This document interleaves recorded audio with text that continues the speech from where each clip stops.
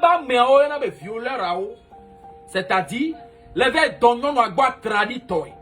Am sur le homme touchant violé ne. Et sur le canal le homme no wa. Non le homme no le verre de le fier hogba, le de le pomme togba, am si am jessi mi sur le tomini. Net bakebelebe a donnon ma bo, yon ma be a we be am droyo. Ye le forcé par les violés. La iga. Ola lo a talabo bola bu mo ti me lati voya no. Amere pe ma pa o.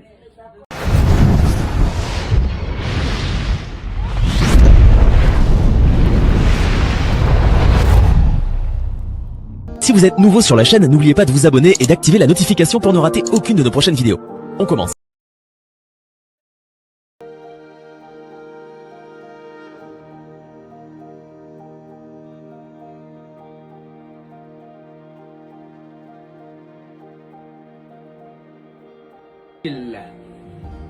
Il y a de cela 22 ans ou 20 ans passés, on s'est retrouvé dans les métros, c'est-à-dire on s'est retrouvé à l'Occident où je vois le gars, c'est-à-dire que mon violeur dans le temps, il m'a violé, il a disparu.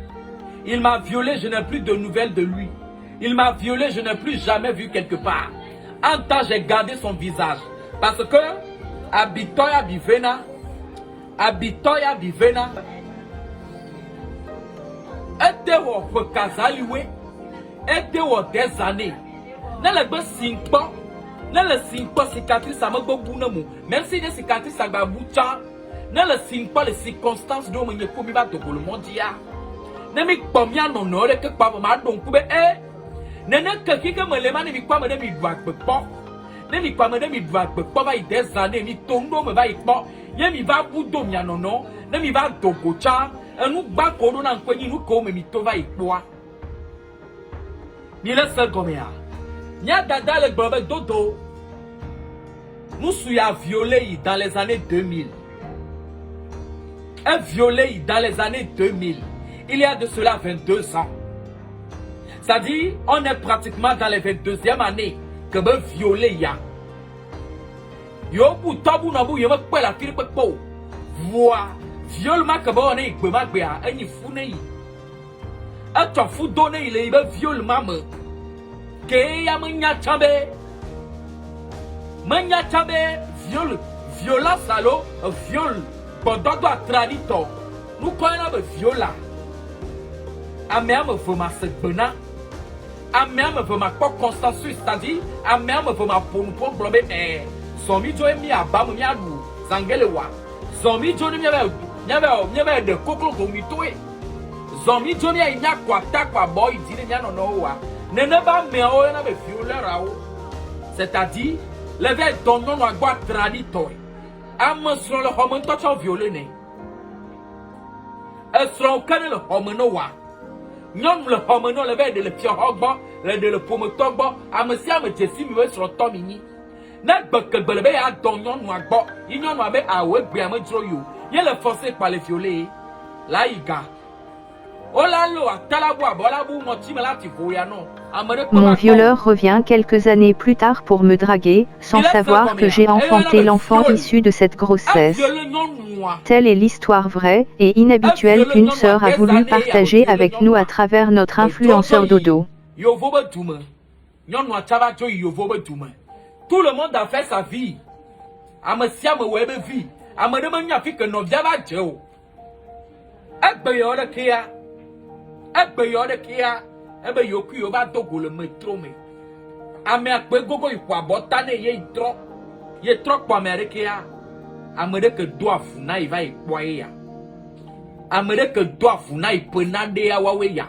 Amede ke gbe iba gbedo me penade. Amede ke webe yime mbate pona ndokuso.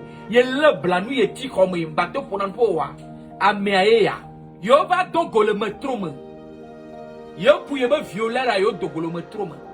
Yele ponkoko ya kpokwa amede pe kwa botane ya trokwa yebe violere ya adika soye émotion gbedegbe totrova na ye image ma gbedegbe des années totrova na ye zereka kay fone kay je kola mene c'est-à-dire hade do la mene ye je kola mene zereka c'est-à-dire notre wona isi bebe e jagba woni ne be nuku do yi ne ye je kola meni pa be je klona ye be au be e boy leke bo kaka trok boy do je si de kema ye igba to meni bi esebedi nuka yi ma po je si o ma kwa enu ara ba zunu dodo na yo le metro ame kwa ojo da yo nani ye jo le gbo e gba pasa ido kaka va fi ke nani le a ijo le gbo e gba pre ido kaka va fi ke nani le a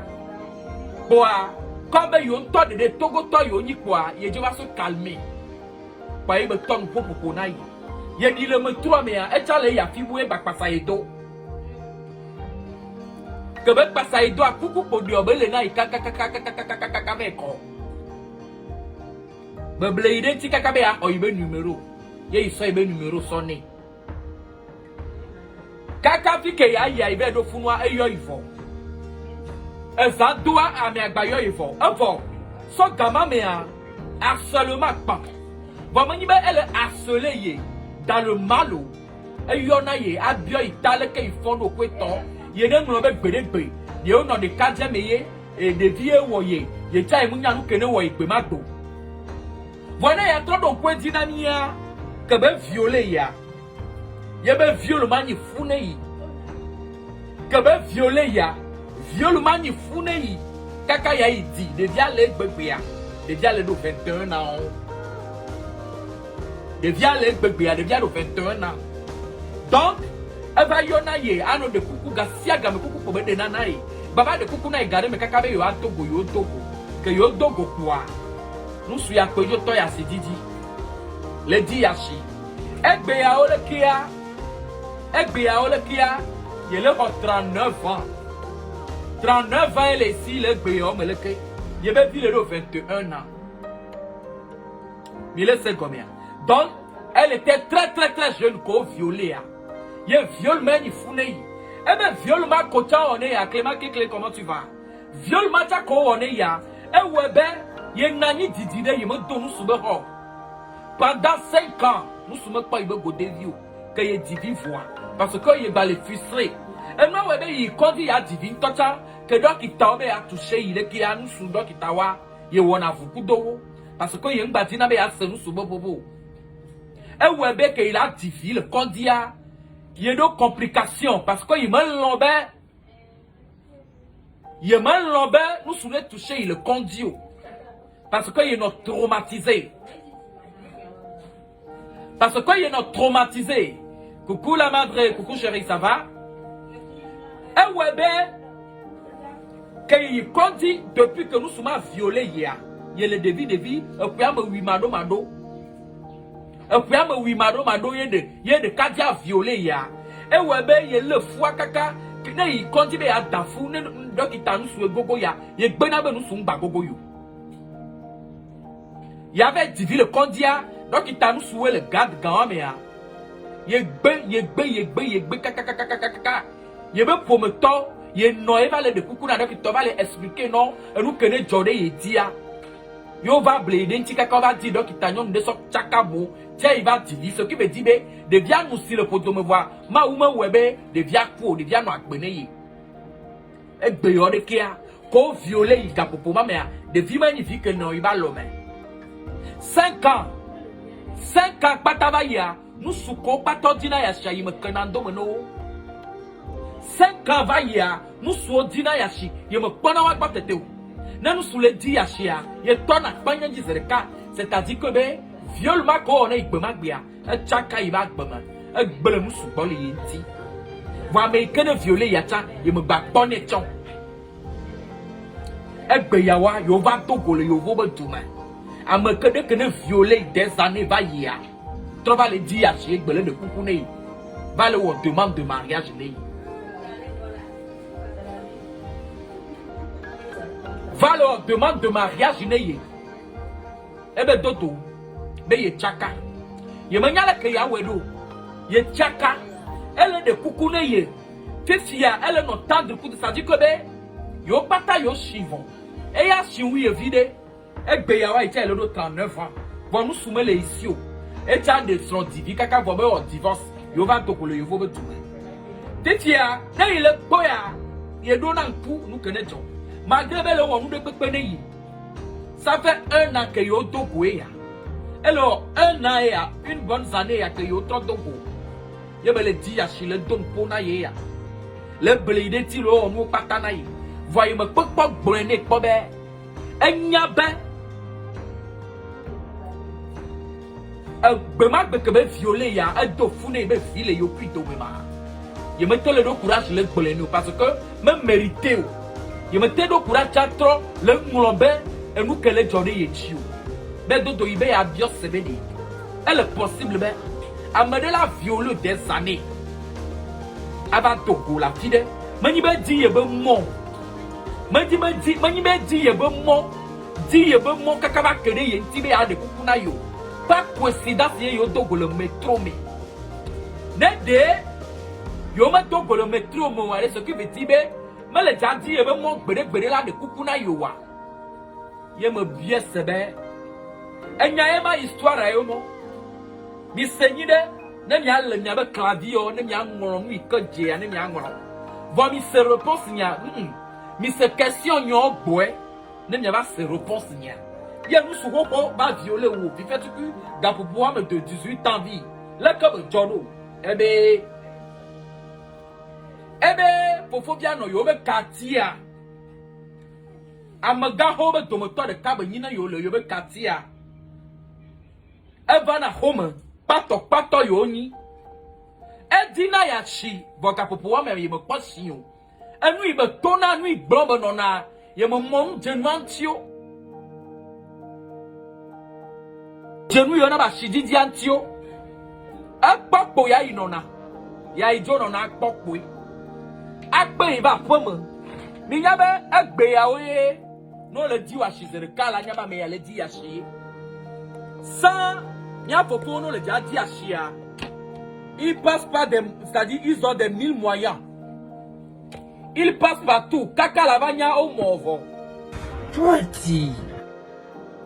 Abadoli pour mon ordre avocat. Yeah.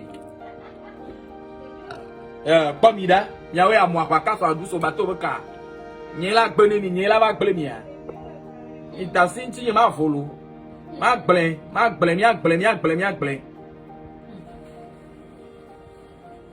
Mbono kan. Ya ma biade, le kama jojo. Loko onwa no do. Bebe nene. Enti ame apona ya no gobe ije tugbeje nto. Yelere kanto wa. Ye me sena no akomo. Eba na kwama ye no jesi. Eba na fio pata ye no kuito jesi. Eni grand frère le kwama ne yo. Ye be kuna sine. Kweto. Ye be kuna sine c'est-à-dire pato po ni. Ye me nyala kanwa jodo. Kaka ya banya. Odi ne ivo. Kaka ya banya odi ne ivo tralito. Ye fanvi yo wa fulo kwa me kaka kwa. Be drodora e igbo. Ora ya me nyabe do. Edo mo di be projet do. Ye me senu bi wa gomo vi fa ko yin gaba me. Ye me mo nje ne pepe ntio. Ke igbo ba ko me ba so nya so to ne ito. Ku ye no be. Ne o do igbo e ma. O force ye do igbo. Me ka ma ne me. Make bodoli tubane make fufu mwamene make dwalo vinti make da batoto to atepi mene ebe fofo bi ya ne la fia yi au kaka ino ku itola banya fofo bi ajo fofo bi asi la ku yamu fofo bi abu fofo bi ado igba trali to e agbo mwamene into fine. Voir un combat parce que il me yinu suboko il me jesi nu suo il me won wan yi fofo bia o into barabara awo yi barabara awo ma mo ni into barabara atrigbo o gbe atrigbo ni o de kala yinti o kaka mo mo ni ye data na yi me nyala ka ya wedo ye me tan na chagbo ma gbo parce que il se fa na gbe yo la ke lo ala ya no fadro yi me tan no avec Beba Honey.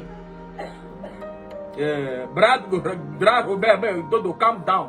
nous quand on gagne le voro on gagne le nya voir man mais de nom ne ni le ka mi jo na man le ka na ya to kwa mi jo bla be ma oble umi ma de nom ne ni alo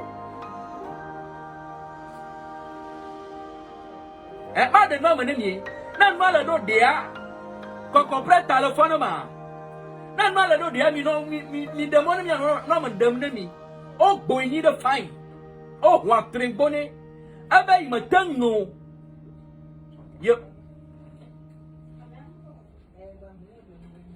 ye ma tango voix la ka ya wedo na gbe ya de ke ila nyi ya de voix jo sube su fiol be ya yi ma tango avie ba onei ne na bo ma ku do ye ma ke va po me kwa o le di ni ma que il va pas me croire, il va soigner son tonne et il n'a plus de temps. Il y a top pour vivre à Didia, il me peur. Kaka yo avanya, viola zufune. Viola va zufune. Ye. Jojo. Ye de kai pour de viadi kaka. Tiens, yo va do gwebea. Le métro nous soit pour le kawe nous soit de babé à 20 ans 21 ans en arrière 21 ans en arrière 21 bonnes années en arrière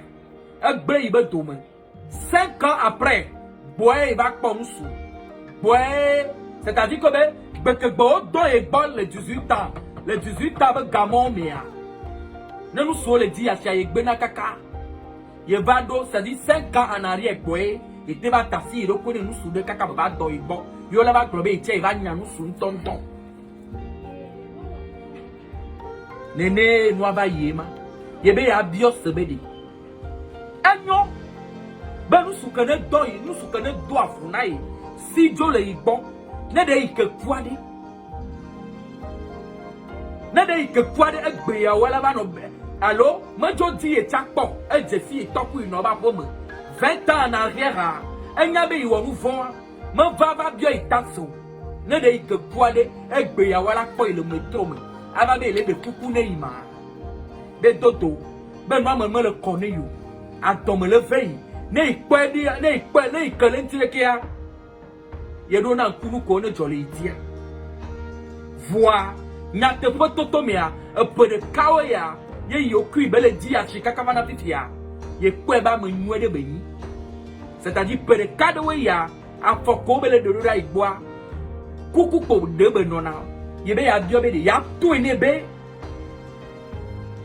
Merci beaucoup ma reine Jawara ala di bele kaba ko ba nonne ye yo souhait ko le d'autres vite mea même ya le valet yo sukulu kale ibe do le be ya wa me yo le valet yo tagbo kuku to ko zuno sa egbe angbani tagbo kuku to wamono kele nisa egbe angbani wamono ewe ke amon di bon va isa egbe on bale di bon egbe o le glorifie o le vénérer o ki kama nyawe no vio nyamu vila no la ko ba gbama nyawe taba vio nyamu vila no agbama nyawo nyamu vila no lo agbama nyawo ewe ko so dangbe gaputu mama ewe ke no to ke ne diwa di o de ke bo la lo ti no so de dara mo de gbo penado mo pogbo wa e bi ale va le pono di agbama nyawe nyamu vila no la ko agbama nyawe mi sera nyamu vila no la ke na mo agbama nyawo nyamu vila no lo agbama nyawe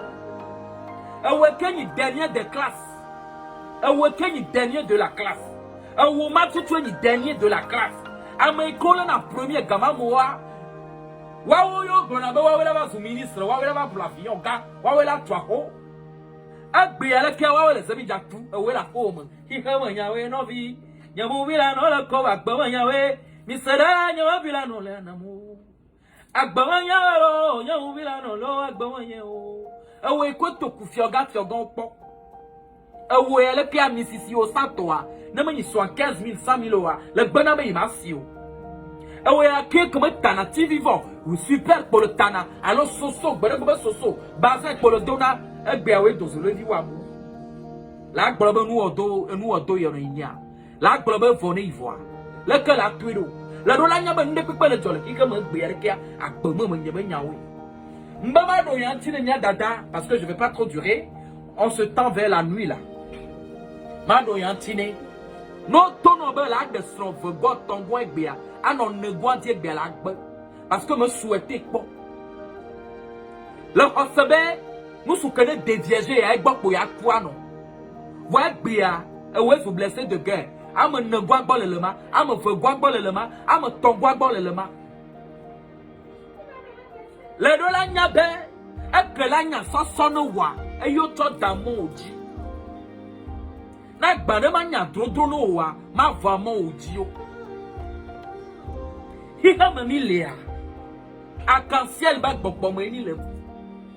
E huedo mi domudo. Huedo ba gbogbo mo ni le.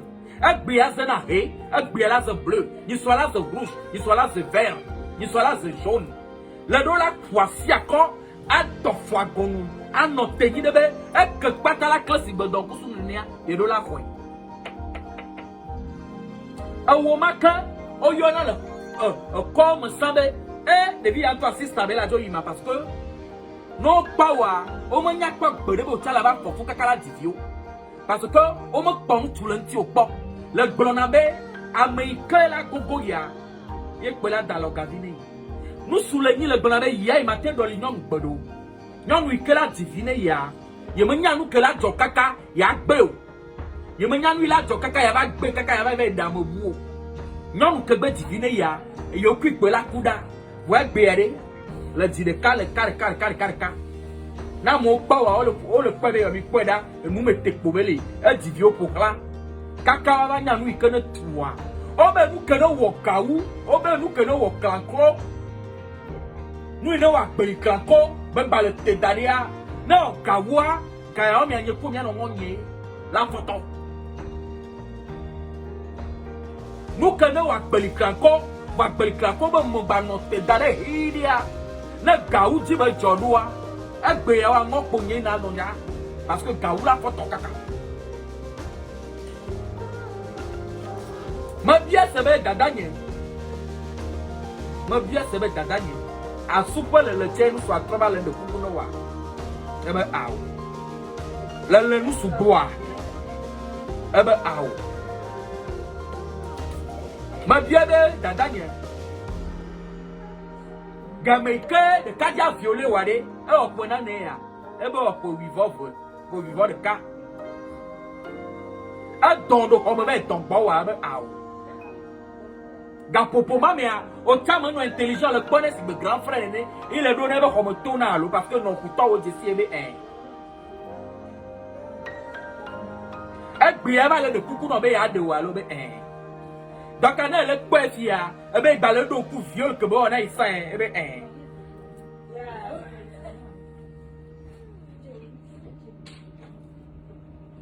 nous sou kama ou sono bona de la bomia ema Américain ils seront towa. Américain le jadou il a comporté me pour le bois. Il est violent. Dites-nous dans les commentaires, quels conseils vous pouvez donner à cette sœur.